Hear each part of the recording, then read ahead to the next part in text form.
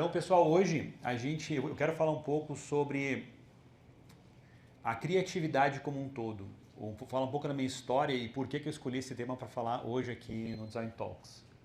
Então, eu me chamo Gustavo, eu sou sócio e fundador do Estúdio Nus, junto com as minhas colegas, a Sabrina, a Rosane, a Melissa e o Paulo, que foi meu sócio por muito tempo. E eu tenho mais de 23 anos de experiência em design gráfico e comunicação. Há 12 anos que estou especializado só em criação de identidades visuais e marcas. Então a gente é um estúdio de design gráfico de Balneário Camboriú. E a gente é diferente de grandes nomes como a gente vai encontrar aqui, a Pri, o Nelson, assim como o Marcelo da carpintaria, o Alex e o Juliano da feitoria. É difícil a gente ver cases internacionais que são muito legais. E é difícil ver aqui na cidade algum desses cases que acontecem, mas eles acontecem aqui. Esse foi o nosso objetivo. Então, o fato é que nunca foi tão difícil ser criativo e desafiador hoje em dia. Vamos ver melhor assim. Ser criativo nunca foi tão desafiador quanto é hoje. É difícil a gente criar alguma coisa quando a gente pensa que tudo já foi criado. A gente vê a internet, a gente vê os cases dos nossos parceiros e vê coisas maravilhosas acontecendo. E a gente não consegue entender como a gente vai chegar nesse caminho. E essa era uma angústia que me assolava durante muito tempo. Eu venho há 23 anos estudando sobre isso e em cada vez que eu olhava para fora e dizia, cara, tem um material foda, como é que eu chego nesse ponto? Como é que eu chego ali? Como é que eu faço para chegar lá? E hoje tem cursos que cada um faz a sua fórmula, mas elas são uma fórmula que parece ser do meio em diante, que não consegue chegar nesse fundo. Então, por onde começar? Quem já não se deparou com uma folha em branco e travou, não sabia como começar, por onde partir, ou ainda qual é o caminho certo a ser seguido, que também é um rolê muito difícil. Será que eu estou no caminho certo? Será que eu estou fazendo faz sentido ou não? E será que é bom?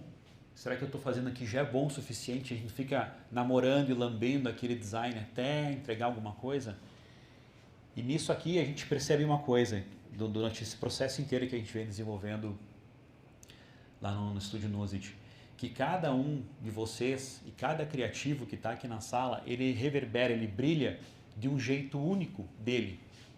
O único problema disso é que quando alguém desponta do jeito diferente, alguém faz alguma coisa que é legal, todo mundo tende a copiar o mesmo que foi feito e acaba apagando ou tentando brilhar na frequência de uma outra pessoa. E criatividade não é sobre copiar tendências, mas sim sobre explorar os caminhos autênticos que cada um de nós tem aqui dentro.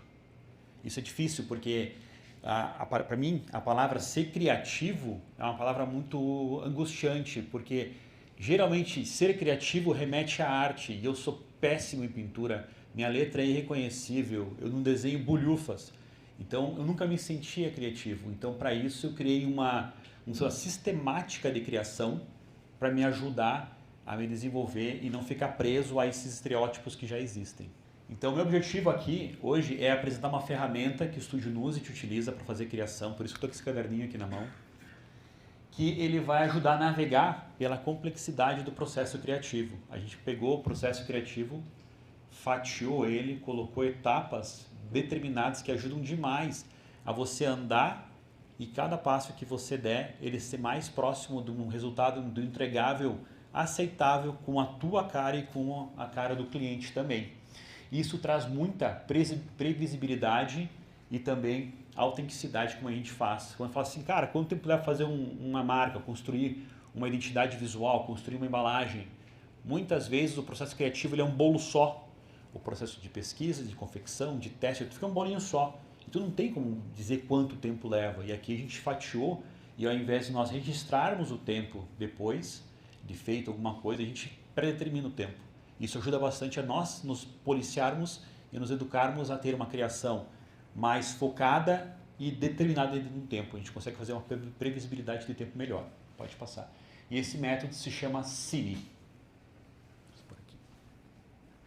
O CIMI ele é um acrônimo das palavras semântica, imagética, mood e estéticas. Eu peguei, quebrei o longo processo criativo, separei em 4 fases.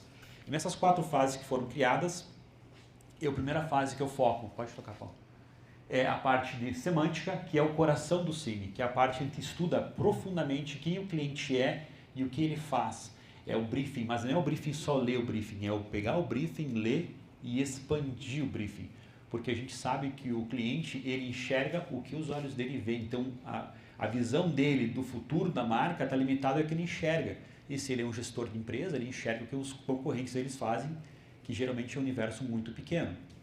Depois dessa fase, que ela é bem profunda, eu vou falar um pouco mais sobre as etapas dela, tem a parte de imagética, que é uma parte bastante importante, que não é a de referência ainda. É você ver as imagens do mercado que vão fazer sentido para o projeto. Da onde que a gente consiga tirar elementos que vão linkar, dar o limite entre o que está no inconsciente coletivo e o que eu vou desenhar no futuro. Porque é muito fácil a gente hoje em dia fazer desenhos abstratos na hora de criar, porque é uma tendência mundial fazer desenhos minimalistas abstratos.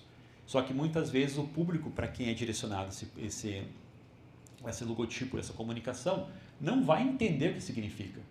E, consequentemente, ele perde um grande poder de significado linkado à marca do cliente. Então, essa parte de imagética é analisar o que são as imagens do mercado para puxar para perto do teu projeto e poder expandir isso depois, na identidade visual e no logotipo também.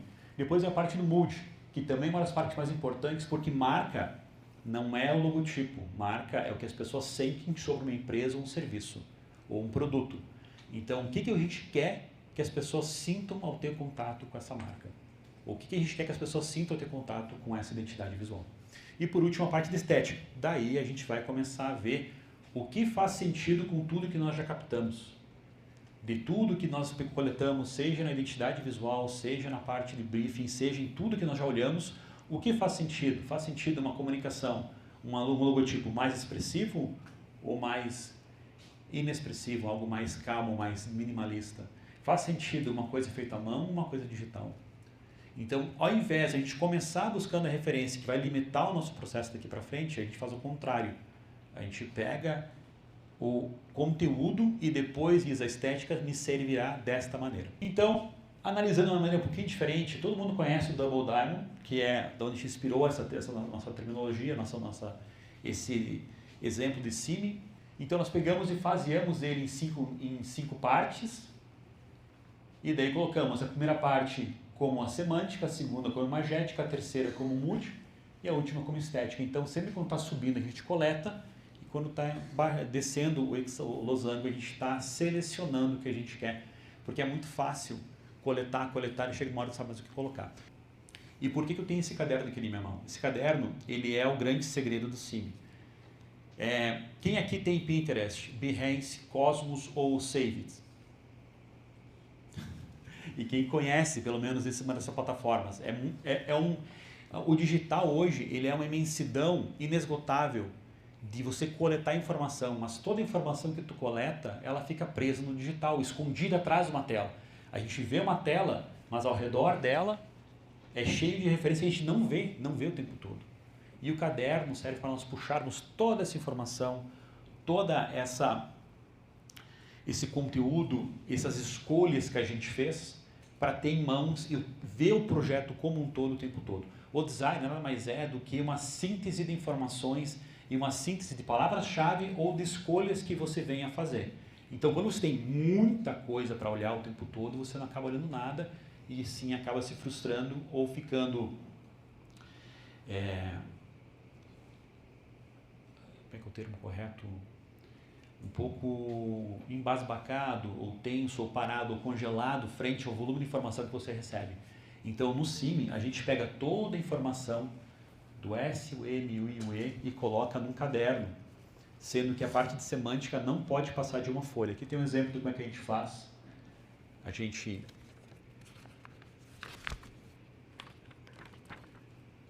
Todo o conteúdo, ele tem que entrar numa folha só. E os post-its que estão aqui, eles são as escolhas que a gente fez para o projeto.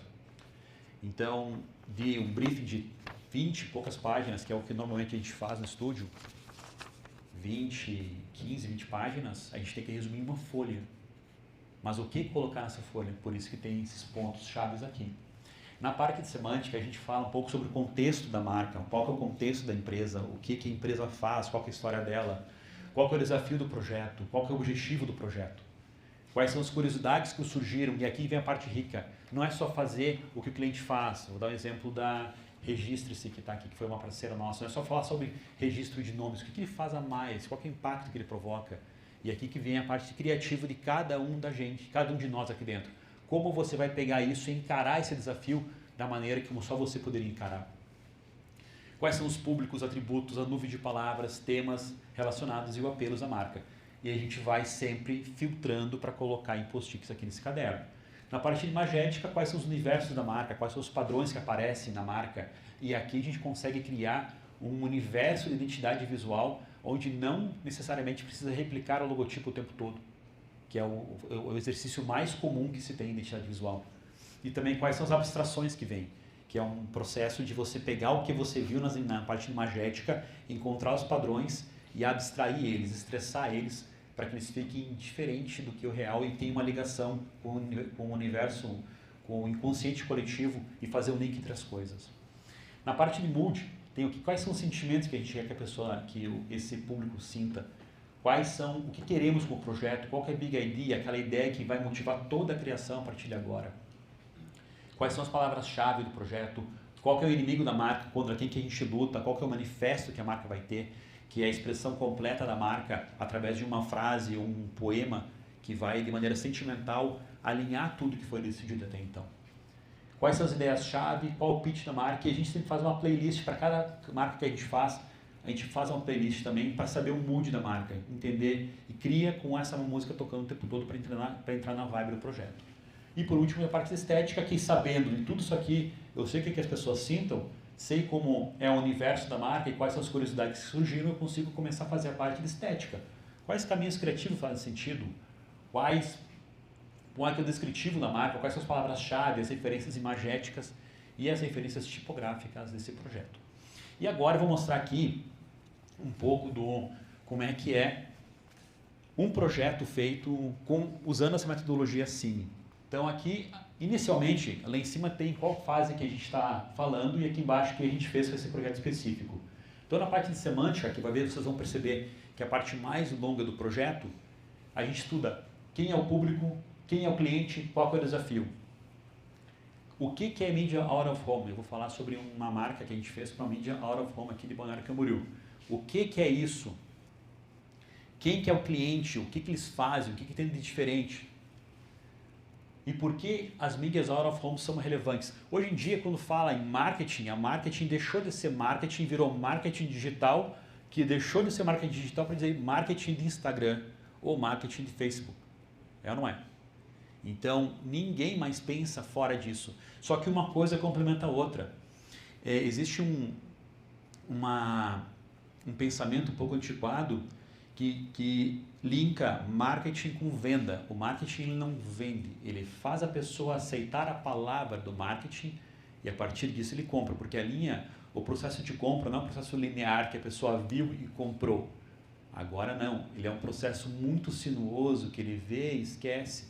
E nesses vários pontos que ele vê, seja offline, seja online, seja o momento de busca ou seja o momento de diversão, ele vai construindo na cabeça uma imagem daquele produto para quando ele estiver interessado em comprar, ele olha e fala, eu já vi isso aqui em algum lugar, então acho que agora eu vou ver com mais calma porque eu estou interessado em comprar, e daí ele compra. Então, a Media Out of Home, nessa pesquisa a gente viu que ele é um parceiro fundamental para exatamente isso, ele estar constantemente chamando a atenção e você reparando que ele existe para você comprar posteriormente. E aqui pegamos alguma coisa, vemos o que é a mídia, como ela funciona, quais são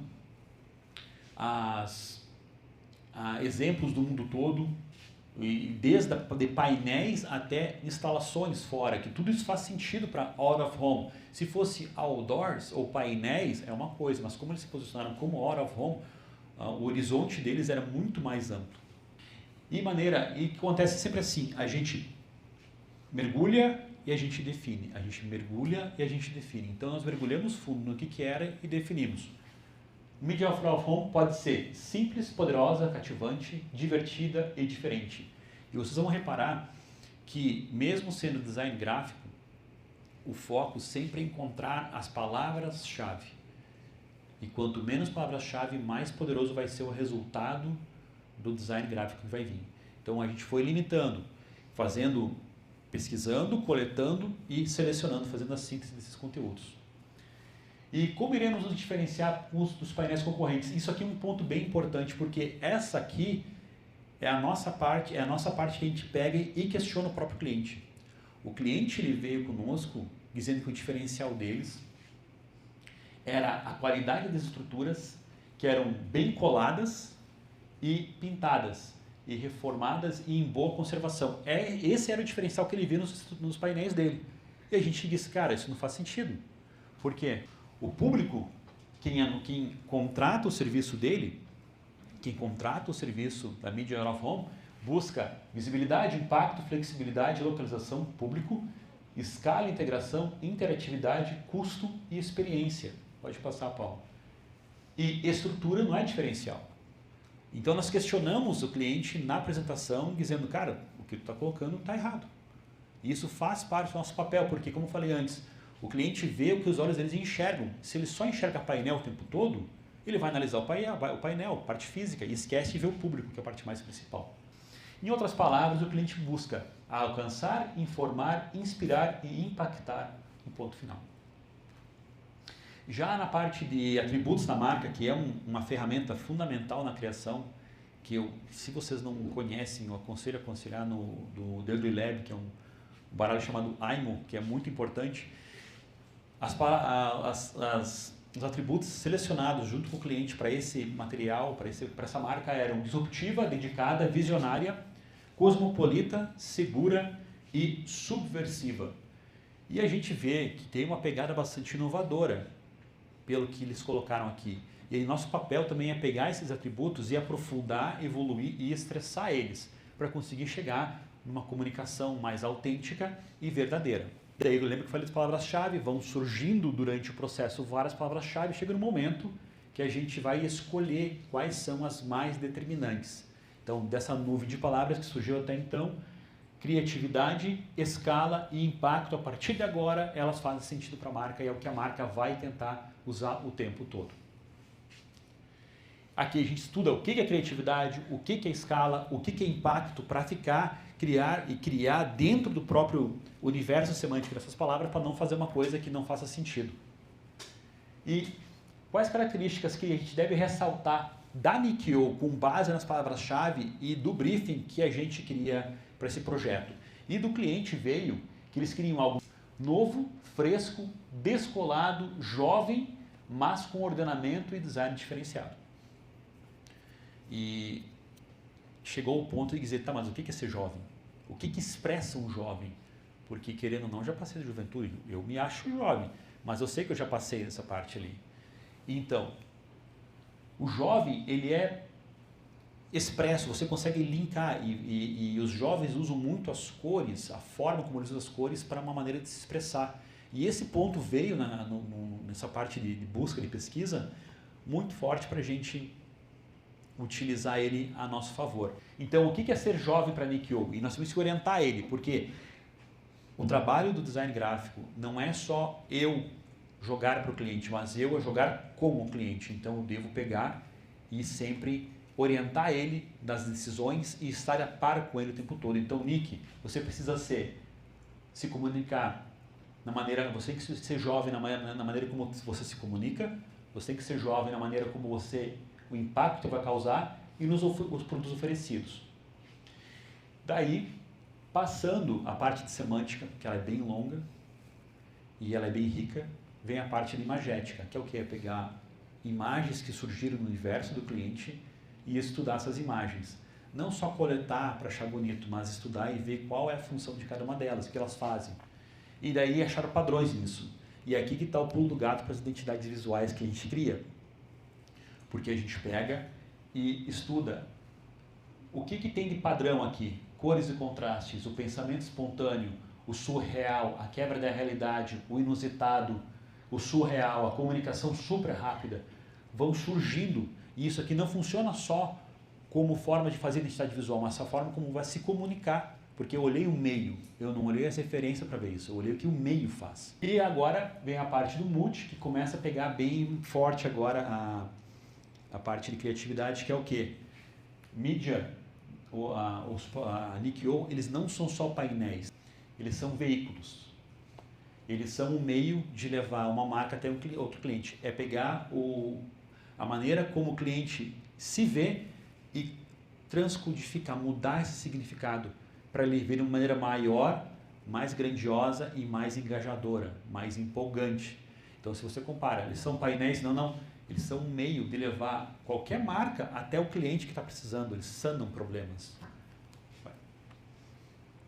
E a Big Idea, que ele é uma grande ideia que permeia toda a identidade, toda a criação dessa marca, e criatividade não tem formato, porque eles eram uma empresa com 8 painéis impressos, e eles iam comprar painéis de LED, iam começar a expandir, e essa ideia faz sentido, porque deixa de ser só o padrão 9x3 ou 18x6, para ser alguma coisa totalmente longa e maior do que eles são hoje. Eles podem ser digital sem nenhum problema. E esse detalhe que eu falei agora, que eles tinham só 8 painéis, foi o principal insight criativo do projeto. Porque como chamar atenção se eu tenho 8 painéis numa cidade como uma cidade pequena aqui, né? Mas pensando em Balneário e Camboriú, 8 painéis já é pequeno, mas não é nada 8 painéis. E a gente tinha que chamar atenção de algum jeito. E a gente chamou a atenção com um tom de voz diferente, um tom de voz mais brincalhão. Um tom de voz que era ácido, brincalhão, provocativo, jovem e subversivo.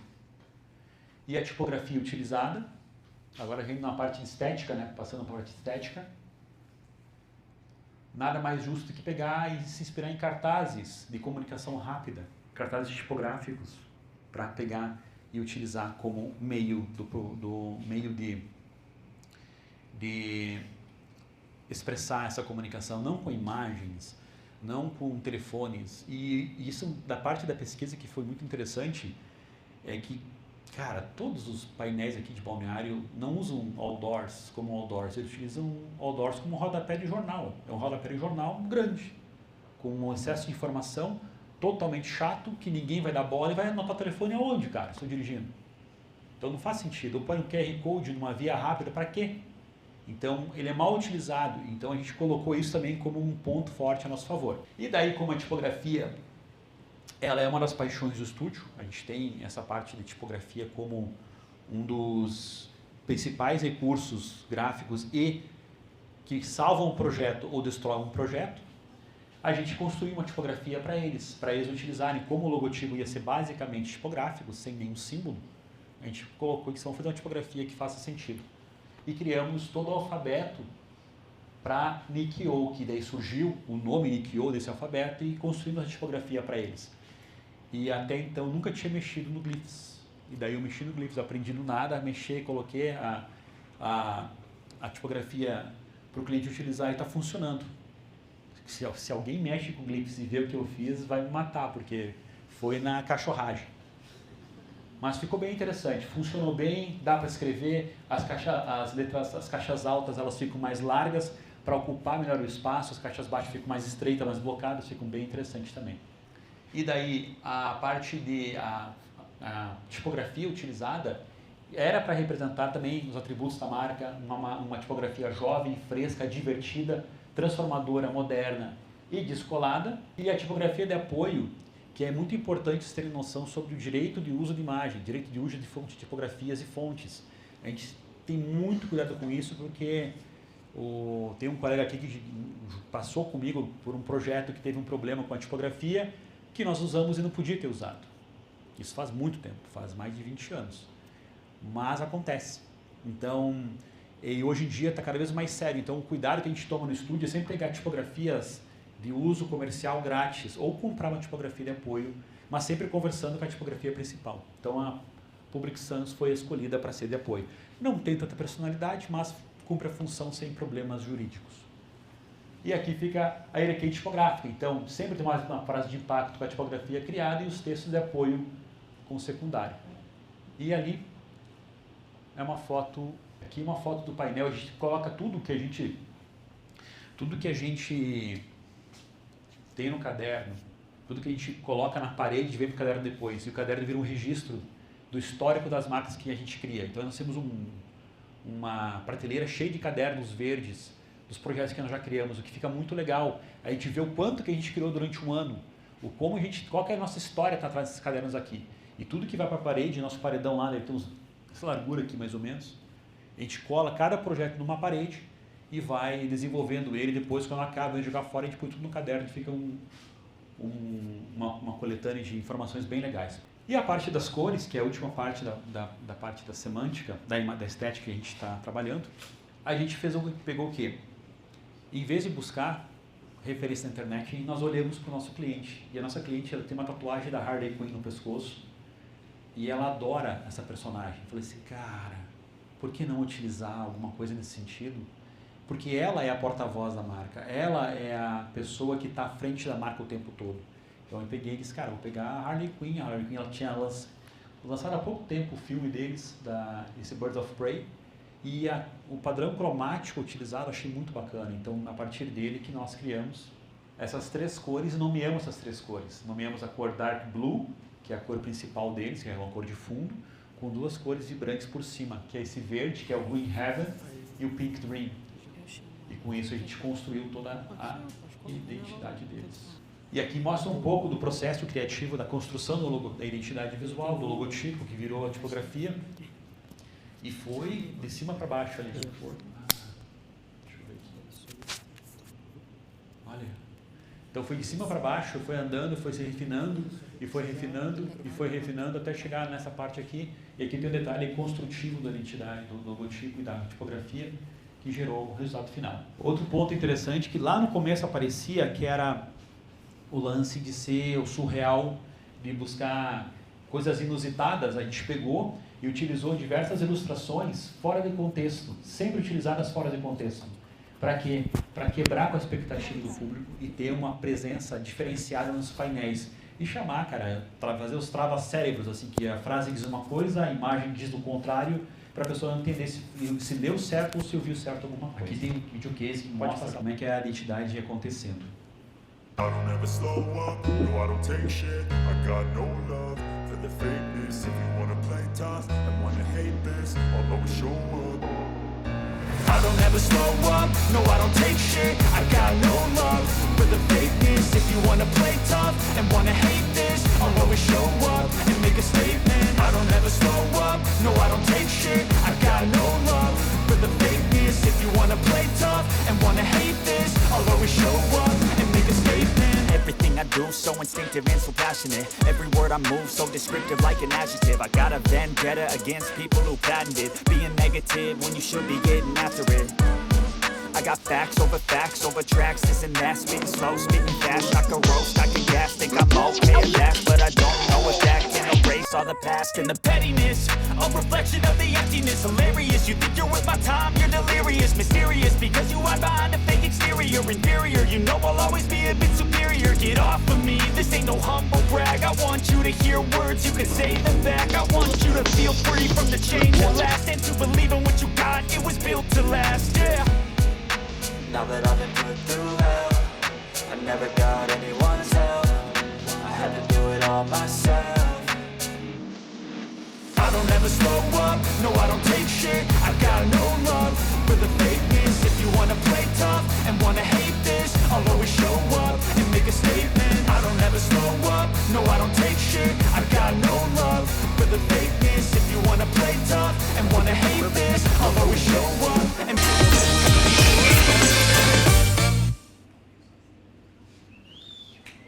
E esse foi o resultado final de todo o processo criado.